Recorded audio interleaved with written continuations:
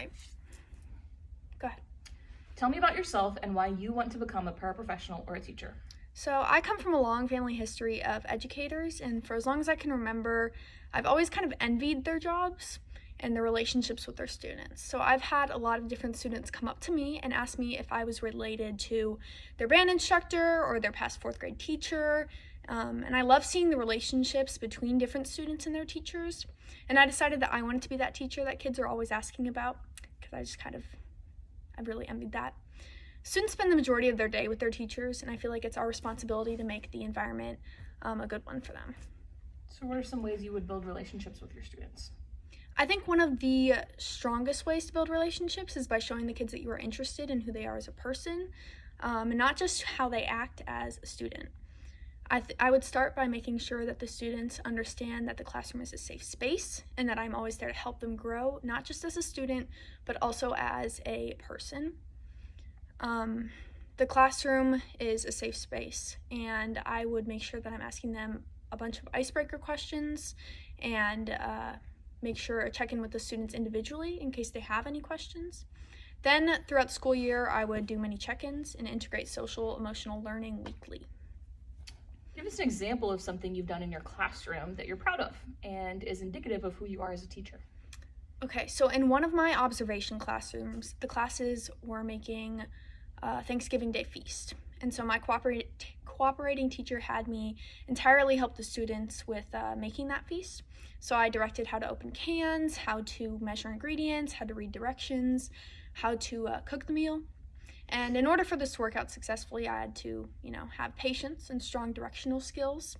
The kids also had a lot of fun and enjoyed the meal afterwards. What are your organizational skills like? So my strongest organizational skill is time management. I am never late to an event. I always make sure that I leave myself with enough time to get ready, to wake up, and to travel to the place that I am going to. I also have designated spaces in my house that I can work on different types of work, and I am making sure that once the time hits 9 p.m., I am getting ready for bed, and I'm starting to cool down and be done with work. So why is that important for a teacher? I think it's important to have good organizational skills because let's say something gets thrown at a teacher, like they have to be gone during the day, so like they have a sub. So having good sub plans can be really helpful and take the anxiety away from the teacher and away from the sub, and can really just help everything flow a lot smoother. Our parents are really involved, and our teachers are very skilled at using their talents in the classroom. So please tell us how you would utilize parents in your classroom. All right, so I believe that parents can be involved in many different ways, and that a lot of parents have different skills, and so utilizing those different skills can be really, really helpful. So some parents like to be a lot more hands-on and involved in the classroom. So in that case, they can volunteer, they can come work for the parties or the events that we have in the classroom. Some parents like to be involved but not necessarily hands-on in the classroom, so they can donate supplies or donate like different decorations or food for different events and parties. What are some ways that parents can support their child's learning at home? So parents can do this thing called family learning, where they're all kind of taking time with each other to work on some of the things we worked in class. So we can send home homework, and then the student or the parents can help work through it. So they can get like flashcards and work through different multiplication facts. They can even explain like the science behind cooking in the kitchen. They can, every time they pass a billboard or there's a sign, they can have their student read it out loud.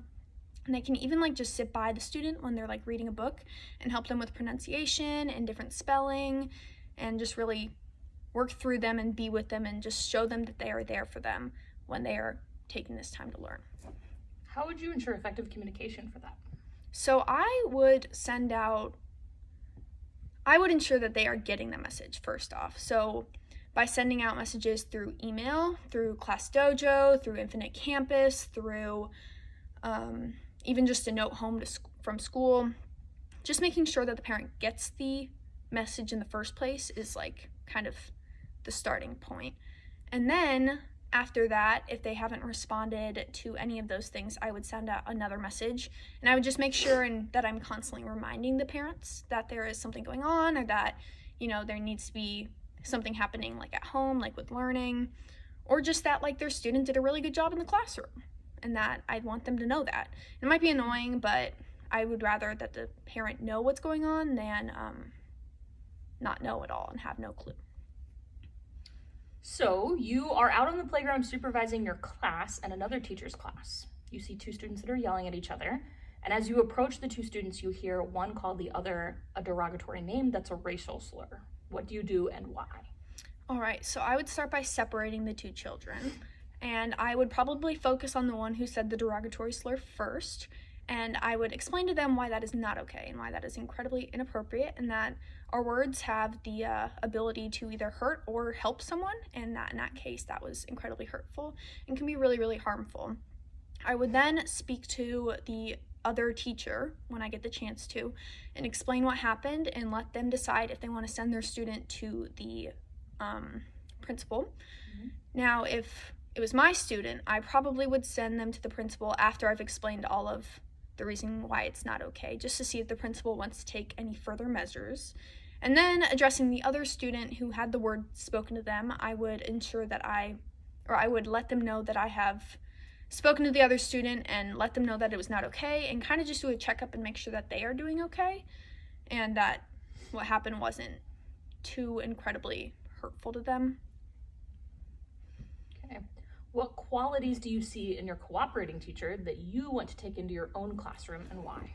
So again, I love the relationship between teachers and students, and my cooperating teacher does a really good job of that. And she is constantly making sure that the kids know how loved they are and giving them lots and lots of hugs. And if hugs isn't their thing, like fist bumps, and just really creating that one-on-one connection. She also does a really, really good job of mixing, like having a healthy mix of teaching and a relationship between the students. So, one moment they'll be having a dance party, then it'll be like, okay guys, like let's lock in, let's work on math. If we can get this done, before 9:30, then we can go outside for a few minutes. And so I think that, having that healthy mix is something that's really admirable. So tell us about a time that you had to adapt to a wide variety of people by accepting and understanding their perspective. All right, so I am a leader of a youth group, and I was asked to go on a mission trip with them last year. And while we were there, we were kind of helping out with this food pantry, and some of the volunteers there were very specific and particular and had a lot of opinions in how they wanted things done. And it was really difficult getting a lot of comments about how we were not doing things correctly. And so I had to keep reminding myself and also reminding the kids that that people are very particular and people want things done in a specific way, and that we kind of have to respect that, and that we can't really dwell on us doing stuff wrong. We can only focus on how we're going to make it right in the future. And so by having an open mind and knowing that not everyone is, in one place and that people like things done a specific way, we were able to give ourselves grace and kind of move forward with that. So what experience do you have working in diverse populations?